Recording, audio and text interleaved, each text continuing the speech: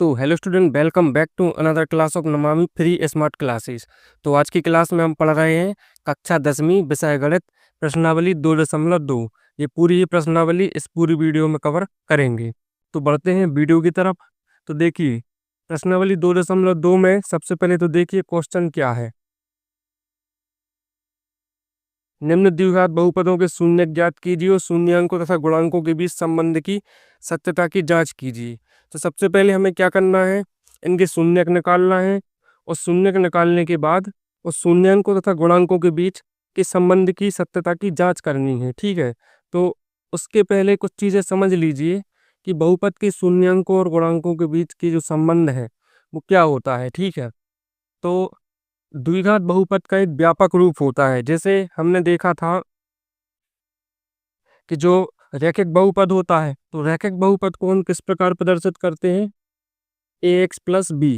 ये रैखिक बहुपद होता है। ठीक है, मतलब ये इसका व्यापक रूप होता है। ठीक, इसी प्रकार से द्विघात बहुपद का भी एक व्यापक रूप होता है।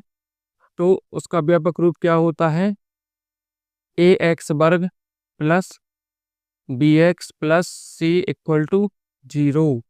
ठीक है, ax वर्ग धन बी एक्स धन सी बराबर 0। ये एक द्विघात बहुपद का व्यापक रूप होता है, मतलब द्विघात समीकरण इसी प्रकार का होता है। उसमें एक सबसे बड़ी घात 2 की होती है, वर्ग होता है। ठीक है, फिर एक x वाला होता है और एक यहाँ पर अचर संख्या होती है। ठीक, तो ये होता है द्विघात बहुपद का व्यापक रूप। और इसमें तीन चीजें नोटिस करने लायक हैं। ठीक है, इसमें तीन चीजें क्या क्या दिख रही हैं।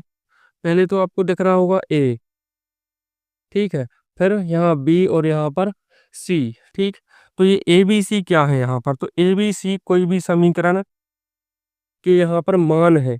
ठीक है, जब भी किसी भी द्विघात समीकरण की तुलना हम इस समीकरण से करेंगे, ठीक, तो उसमें जहाँ पर ए के स्थान पर जो होगा वो ए की वैल्यू होगी, बी के स्थान पर जो होगा वो बी की वैल्यू होगी, और जो अकेली संख्या होती है वो सी होती है। मान के चलो एक एग्जाम्पल हम देखते हैं। मान के चलो मैंने ले लिया 2x वर्ग धन 3x धन 4 बराबर 0। ठीक है, तो इसकी तुलना कैसे करते हैं, तो इसमें सबसे ज्यादा स्टूडेंट कंफ्यूज होते हैं इस क्वेश्चन में। ठीक है, कि इनकी तुलना कैसे करी जाती है। तो तुलना करना मतलब क्या है, जो एक सी चीजें होती है उनको अलग कर दो। ठीक है, जो जिस जगह पर है उसका वो मतलब वैल्यू हो गई, और जो एक सी दिखे वो हटा दो। मान के चलो देखो, यहाँ पर एक्स वर्ग है, यहाँ पर भी एक्स वर्ग है। ठीक है, तो ये हट जाएगा। ठीक, यहाँ पर 2 है, यहाँ पर ए है, तो सीधी सिंपल सी बात कि ए बराबर आ जाएगा 2। तुलना हो गई। ऐसे यहाँ देखो, यहाँ पर एक्स है, यहाँ पर एक्स है, इसलिए इसकी इससे तुलना होगी। अब यदि इनको मैं पलट के लिख दूं कि यहाँ एक्स वाला लिख दूं और यहाँ एक्स वर्ग वाला, ठीक है, तो ऐसा नहीं करना कि एक्स वर्ग वाले से एक्स की तुलना कर दो, दोनों में एक्स वर्ग ही होना चाहिए। ठीक है, तो देखो यहाँ पर एक्स है, यहाँ पर एक्स है, ये हट गया, यहाँ है बी, यहाँ है 3, तो यहाँ पर सीधा बी बराबर क्या हो जाएगा अपना 3। और सबसे सरल तो यही होता है, सी बराबर 4। ठीक है, ये संख्या जो होती है सबसे सरल यही होता है। और यहाँ पर यदि ऋण हो तो ऋण के, ये याद रखना है, यदि कहीं भी ऋण आ जाए, क्योंकि ये समीकरण जो होता है वो धन में होता है, तो कहीं भी अगर ऋण आ जाए तो वो संख्या में यहाँ ऋण की लिखनी है। ठीक है, इस चीज का याद रखना। तो इस तरीके से हम क्या करते हैं, तुलना करते हैं। ठीक, अब देखो, तो इसी वजह से इसमें दो चीजें बनती हैं, शून्यकों का योग और शून्यकों का गुणनफल। ठीक है, तो शून्यकों का योग क्या होता है, तो देखो इनको याद रखना है। ठीक है, शून्यकों का योग, शून्यकों का योग क्या होता है, ये होता है ऋण बी बटे ए, ये याद रखना है। ठीक है, तो ऋण बी बटे ए, अब इसको मतलब ये ऋण बी बटे ए कैसे आया, ये इस प्रकार का होता है कि जैसे ये जो बी होता है ये होता है अपना, यहाँ ऋण लगाएंगे, ये होता है एक्स का गुणांक,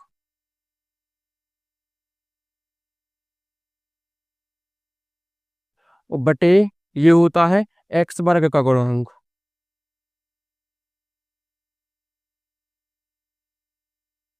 इसको याद रखना है। ठीक है, ऋण बी बटे ए होता है, और जो ऊपर वाला होता है वो ऋण एक्स का गुणांक होता है। ऋण इसलिए क्योंकि यह ऋण लगा रहता है हमेशा। ठीक है, और यहाँ पर एक्स वर्ग का गुणांक, तो यहाँ पर एक्स का गुणांक क्या है, बी है, तो यहाँ बी हो गया और ऋण लगा। एक्स वर्ग का गुणांक क्या है, ए। ठीक है, तो इसको हम इस प्रकार से लिखेंगे कि शून्यकों का योग बराबर ऋण x का गुणांक बटे x वर्ग का गुणांक। ठीक है, अब इनके योग को दर्शाने के लिए जो शॉर्टकट है वो है अल्फा प्लस, इसको हम बीटा बोलते हैं ना, ये शून्यक होते हैं। तो शून्यक मतलब अल्फा और बीटा होते हैं। जब यहाँ घन वाली आएगी तो इसमें एक और आ जाएगा गामा। ठीक है, ये ग्रीक के अक्षर हैं। ठीक, अल्फा और बीटा, तो इसको हम शून्यकों का योग जो होता है उसको बोलते हैं हम अल्फा प्लस बीटा। तो ये होता है अपना ऋण x का गुणांक यानी ऋण यहाँ पर b, और x वर्ग का गुणांक यानी a। ठीक है, तो ये आएगा इस तरीके से ऋण b बटे a। ठीक है, ऐसी शून्यकों का गुणनफल होता है। तो शून्यकों का गुणनफल क्या होता है, यहाँ आता है अचर पद, और जो इसमें नीचे है वो इसमें नीचे होता है x वर्ग का गुणांक। इसमें कोई ऋण वगैरह नहीं आता। ठीक है, अभी थोड़ी देर बाद ये और अच्छे से समझ में आ जाएंगे हम ये सब क्यों कर रहे हैं और इनको याद करना क्यों जरूरी है। ठीक है, तो शून्यकों का गुणनफल होता है अल्फा इंटू बीटा, या गुणा लगा दो, और अचर पर अपना क्या है c, और x वर्ग का गुणांक क्या है a, तो ये होता है c बटे। आपको याद क्या करना है, मात्र ये कि शून्यकों का योग अल्फा धन बीटा बराबर ऋण b बटे a, और शून्यकों का गुणनफल अल्फा इंटू बीटा बराबर c बटे a। ठीक है, ये विशेष रूप से आपको याद करना है। ठीक है, तो सबसे पहले जब हमें क्वेश्चन आएगा इस तरीके का तो हमें क्या करना है, शून्यक निकालने सबसे पहले। ठीक है, कोई भी उन्होंने द्विघात समीकरण हमें दे दिया तो सबसे पहले हम उसके निकाल लेंगे शून्यक। ठीक है, शून्यक निकालने के बाद जो भी शून्यक दो आएंगे, देखो जब यहाँ वर्ग लगा होता है मतलब द्विघात समीकरण होता है तो उसके शून्यक दो होते हैं, वो ऋण धन किसी के भी हो सकते हैं। तो उनका जो योग होगा वो इसके बराबर होगा, मतलब ऋण b बटे a के बराबर होगा। ठीक है, अगर ऐसा होता है तो हमारा क्वेश्चन सही है। ठीक है, फिर उसके बाद हम शून्यकों का गुणनफल निकालेंगे। ठीक, तो उन दोनों शून्यक का गुणा कर देंगे, जो इनका गुणा आएगा वो c बटे a जो आएगा वो ये एक से आएंगे। तो इससे ये सिद्ध होगा कि हमारा क्वेश्चन जो है वो सही है। ठीक है, तो अब इसके बाद हम बढ़ते हैं सीधी प्रश्नावली पर और करते हैं क्वेश्चन। तो जिन लोगों को स्क्रीनशॉट लेना हो तो जल्दी से ले लीजिए। इसके बाद हम बढ़ते हैं प्रश्नावली की तरफ। तो प्रश्नावली सॉल्व करने से पहले जिन लोगों ने अभी तक वीडियो को लाइक नहीं किया है वो कृपया करके वीडियो को लाइक कर दें, और जो स्टूडेंट नए देख रहे हैं वो चैनल को सब्सक्राइब कर लें, ताकि हम और आप आपस में जुड़ जाएं और आपसे ये वीडियो मिस ना हो। ठीक है, तो अब बढ़ते हैं पहले क्वेश्चन की तरफ। तो क्वेश्चन क्या कहता है, निम्न द्विघात बहुपदों के शून्यक ज्ञात कीजिए और शून्यकों तथा गुणांकों के बीच संबंध की सत्यता की जांच कीजिए। और पहला क्वेश्चन हमारा क्या है, तो ये है हमारा पहला क्वेश्चन, x वर्ग ऋण 2x ऋण 8। तो सबसे पहला काम हमारा क्या है कि इसके शून्यक ज्ञात करना है। इसके शून्यक ज्ञात करने की बहुत सी विधि है, जो कॉमन विधि है जो हम लोग शुरू से पढ़ते आए हैं, हम उसी का यूज करेंगे।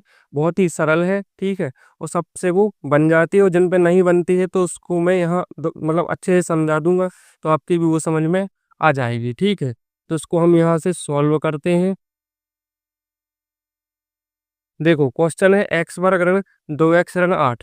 तो सबसे पहले आपको करना क्या है, थोड़ा इस पे ध्यान दो, है ना, इस क्वेश्चन पे ध्यान दो, क्योंकि ये अगर विधि समझ में नहीं आई तो उसके शून्यक ही नहीं निकलेंगे, और शून्यक नहीं निकलेंगे तो क्वेश्चन ही बनने का सवाल ही नहीं उठता फिर। ठीक है, तो सबसे पहले करना क्या है, देखो जो लास्ट में होता है और जो यहाँ होता है, यहाँ कुछ नहीं है तो अभी क्या होगा, एक, इसके गुणा में कुछ नहीं है तो एक है।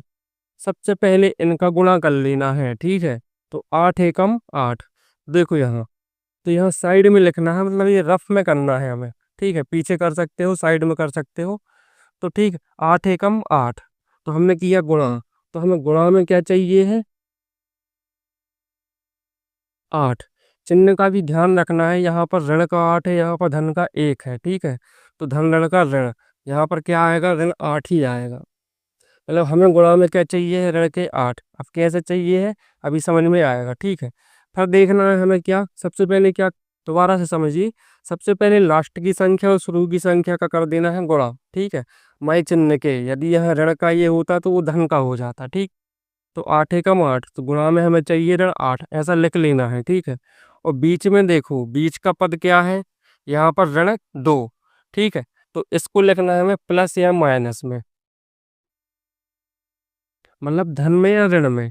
मतलब अब हम ऐसा क्यों लिख रहे हैं, ठीक है, मतलब हमें एक ऐसी संख्या ढूंढनी है जिसका यदि हम मतलब दो संख्या ऐसी ढूंढनी है जिनका यदि हम गुणा करें तो ऋण के 8 आए, और जिनको जोड़े या घटाएं, ठीक है, जोड़े या घटाएं तो ऋण का 2 आना चाहिए। तो फटाफट से जल्दी से एक ऐसी संख्या ढूंढो 2, फिर जिनका गुणा करो तो 8 आना चाहिए, और जिनको प्लस या माइनस कुछ भी करो तो ऋण का 2 आना चाहिए। तो जैसे 4 दूनी 8 होता है, ठीक है, तो 4 दूनी 8 होता है, और 4 में से 2 गए तो 2, ठीक। तो हमें एक संख्या क्या मिली, 4 मिली, और एक क्या मिली, 2। अब इनका चिन्ह डिसाइड हमने नहीं किया, ठीक है। तो चिन्ह हमें ऐसा डिसाइड करना कि गुणा में ऋण के 8 आए तो ऋण के ही आना चाहिए, ठीक है, और धन ऋण में ऋण के 2 है तो ऋण के 2 ही चाहिए, ठीक। अब देखो जरा, यदि मैं 2 ऋण का कर दूं तो 4 दूनी 8, 8 तो ऋण के आ जाएंगे, लेकिन जब 4 में से 2 घटाएंगे, ठीक है, पहली बात तो 4 में से जब 2 घटाओगे तो वो जुड़ जाएंगे, ठीक, ये, और बाई चांस घटाओगे तो वो धन के आएंगे, ठीक। तो इसलिए हमें क्या करना है, इसको ऋण का ना करके इस 4 को ऋण का कर दो। अब देखो, 4 में से 2 गए, 2 बचे, सॉरी, 4 दूनी 8, ठीक, तो ऋण के 8 आ जाएंगे, और 4 में से जब 2 को घटाएंगे, ठीक है, तो ये क्या होंगे, घटेंगे, और 2 2 तो आएंगे, लेकिन बड़ी संख्या का चिन्ह लगता है तो ये ऋण के आएंगे, ठीक है। तो हमें दो संख्या क्या में लगाई है, एक में लगाई है 4, ऋण के 4, और एक में लगाई धन का 2, ठीक। तो इसको हम अब लिखेंगे कैसे, ध्यान देना है, ठीक है। तो हमने क्या किया है, सबसे पहले इनका गुणा किया है, इसका और इसका, ठीक है। तो 8 एकम 8 आया, ऋण का है तो ऋण का 8 आया, ठीक। तो गुणा में हमें कितने चाहिए, ऋण के 8। फिर धन ऋण में हमें कैसे पता निकालती, बीच वाला पद होता है जो, जितने लिखे हो उतने लिख दो। यहाँ ऋण के 2 है तो यहाँ ऋण के 2 लिख दो, ठीक है। यानी प्लस या माइनस करने में हमें ऋण के 2 चाहिए, ठीक है। अब देखो, ऐसी दो संख्याएं ढूंढनी है जिनको गुणा करें तो ऋण के 8 आना चाहिए, और जिनको जोड़े या घटाएं तो ऋण का 2 आना चाहिए। ऐसी हमें दो संख्याएं ढूंढनी है, ठीक है। तो हमने ढूंढ ली, 4 दूनी 8, 4 दूनी 8, तो ऋण के 8 आ रहे, ऋण का 4 कर दिया हमने, 4 में से 2 गए तो ऋण के 2 भी बच रहे, क्योंकि बड़ी संख्या का चिन्ह आता है। अब इसको करना क्या है, देखो, तो सॉल्व करते टाइम सबसे पहले इसको ज्यों का त्यों एक बार लिख लेना है। अब देखो जरा, इनको नहीं छेड़ना है, जो पहला पद है और लास्ट पद है इनको नहीं छेड़ना है, सिर्फ बीच वाले पद को क्या करना है, इन दोनों हिस्सों में तोड़ देना है। देखो कैसे तोड़ना है, ये एक्स वर्ग को मैंने कुछ नहीं किया, ठीक है। तो इसको तोड़ दो, एक ऋण के यहाँ लिख दो, ऋण के 4x, और 2 धन का है तो धन के 2x। अब देखो यहाँ, यदि इसको घटाएंगे तो कोई फर्क पड़ेगा, क्योंकि 4x में से 2x गए तो बचेंगे तो 2x ही। कुछ नहीं, हमने इसको तोड़ दिया है थोड़ा ट्रिक से, ताकि इनके गुणनखंड भी आसानी से निकल सकें, ठीक है। तो कुछ नहीं, जो ये दो निकलते हैं यहाँ पर उसको लिख देना है यहाँ, बस कुछ नहीं करना है, ठीक है, एक्स लगा के, ऋण के 4x धन के 2x, क्योंकि इनको घटाएंगे तो आना तो यही है। तो इस जगह हमने क्या किया, इस 2x को हमने ऐसा तोड़ दिया, ठीक है, लेकिन थोड़ा ट्रिक से तोड़ना है, डायरेक्ट नहीं तोड़ देना कि 6 में से 4 घटाओ तो भी तो 2 आते हैं, लेकिन ये सिस्टम होना चाहिए, ठीक है, तभी उसके गुणनखंड निकलेंगे। और ऋण क्या है अपने 8, ज्यों के त्यों, ठीक। अब देखो, अब बनानी है हमें जोड़ी, दो दो की जोड़ी, तो इन दो की जोड़ी बनाना है और इन दो की जोड़ी बनाना है, ठीक है। अब जो ये जोड़ी बनी है, इसमें से हमें निकालना है क्या, कॉमन, ठीक है। इन दोनों में से क्या कॉमन निकल रहा, वो, और इन दोनों में से क्या कॉमन निकल रहा, वो। अब देखो यहाँ, यहाँ पर एक्स वर्ग है, अब जिन पे कॉमन निकालते नहीं बनता उभयनिष्ठ बोलते हैं हिंदी में, तो जिन पे उभयनिष्ठ निकालते नहीं बनता वो ध्यान दो जरा, ठीक है। तो उभयनिष्ठ कैसे निकालते हैं, देखो, ये दोनों संख्याएं हैं, तो हमें ये देखना ये है कि दोनों संख्याओं में किसका भाग जा रहा है, ठीक है, या दोनों संख्याओं में ऐसा क्या है जो दोनों में है, ठीक है। जो दोनों में होता है वो बाहर निकल जाता है, ठीक। तो देखो, यहाँ पर एक्स वर्ग है लेकिन यहाँ पर एक्स है, ठीक है, यहाँ पर संख्या है यहाँ पर नहीं, तो संख्या तो नहीं निकलेगी।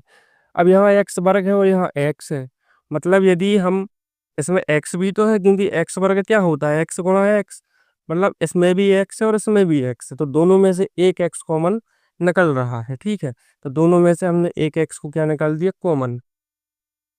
अब इसको निकालने के बाद जो भी कॉमन निकलता है उसका अंदर भाग दे दिया करो, सिंपल सी बात, ठीक है। एक्स कॉमन निकला, यदि नहीं आ रहा समझ में तो भाग दे दो, तो एक्स का एक्स वर्ग में भाग दो, एक्स का एक्स वर्ग में दोगे तो एक एक्स कट जाएगा, तो क्या बचेगा, मात्र एक्स। ऋण। अब x यहाँ है और x यहाँ है, तो x से x कट जाएगा। देखो 4x में x का भाग देंगे तो x से x क्या बचा, 4। समझ में आ रहा है? कुछ नहीं, जो कॉमन निकला उसका अंदर भाग दे दो, तो यहाँ बचेगा क्या, 4। ठीक है, धन।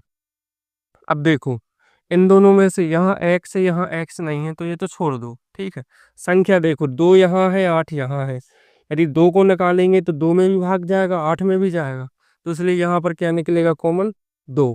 भाई चिन्ह का ध्यान रखना है। ठीक है, जहाँ जैसे चिन्ह लगे वो लगाना है। ठीक, यहाँ से हमने निकाला 2 कॉमन। ठीक, अब देखो जब 2 कॉमन निकाला तो 2 का अंदर भाग जाएगा, फिर तो इसमें भाग दोगे तो 2 कट जाएगा, बचेगा मात्र x। देखो इस 2x में जब 2 का भाग दोगे तो 2 कट जाएगा, बचेगा मात्र x यहाँ पर। ठीक, इतनी डिटेल में समझा रहा हूँ कि जिन पे ना बनता हो वो भी समझ जाएंगे। ठीक है, तो यहाँ बचेगा x।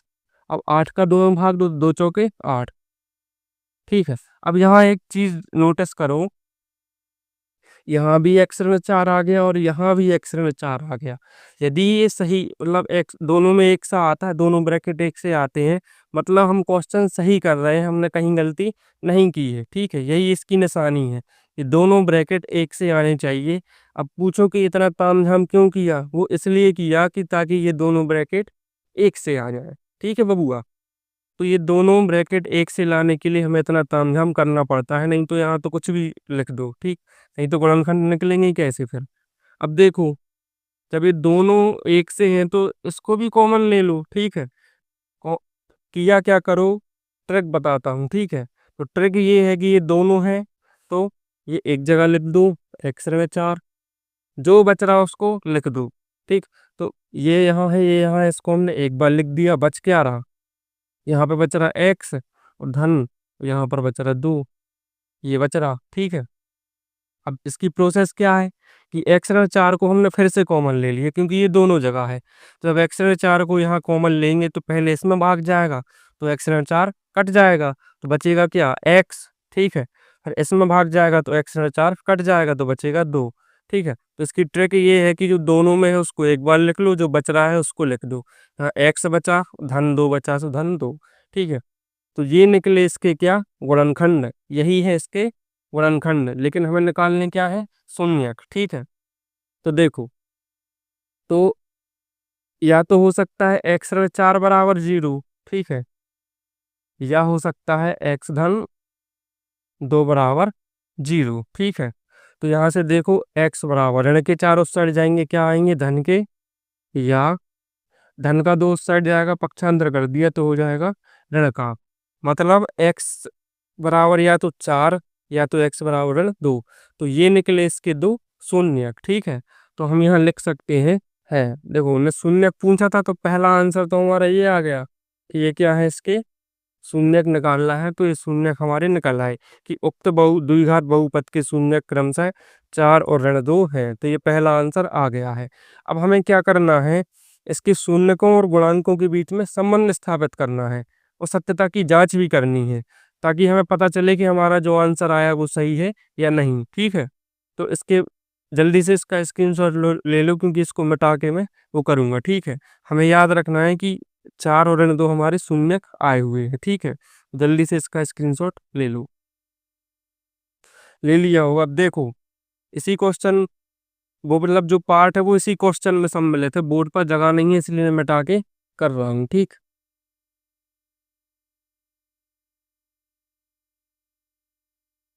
ठीक है, अब हमें क्या करना है, इनकी शून्यकों और गुणांकों के बीच में संबंध की सत्यता की जांच करनी है।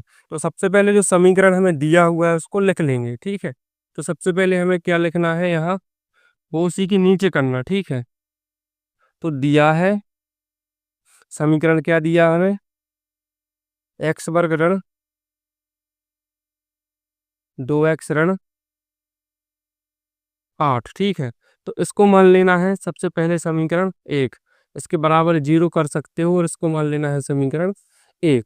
ठीक है, अब इसके नीचे एक लाइन लिखनी है, मैं पहले लिख देता हूँ। तो देखो यहाँ पर मैंने क्या लाइन लिखी, देखो इस विधि से, जो विधि मैंने बताई इस विधि से करोगे, ऐसे ही लिखोगे तो भाई मार्क्स फुल मिलेंगे, आपका एक भी मार्क्स, आधा भी मार्क्स काटने की गुंजाइश नहीं रहेगी। बट बशर्ते आप सही करो तो, नहीं तो उल्टा सीधा करके आ जाओ, बोलो कि मैंने तो सही किया और आप बोल रहे थे ऐसा।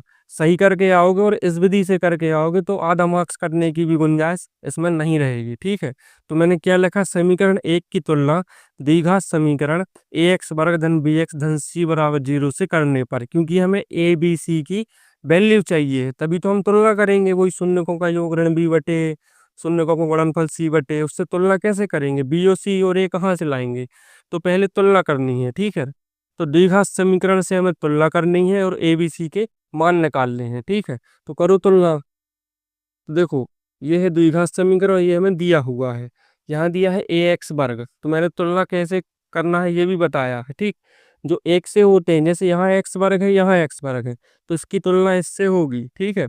इसकी तुलना इससे होगी। यहाँ एक्स वर्ग है, यहाँ एक्स वर्ग है, एक्स वर्ग और एक्स वर्ग हट जाएगा, यहाँ पर बचा ए, यहाँ पर कुछ नहीं है तो क्या होता है, एक। तो ए बराबर कितना हो जाएगा, एक।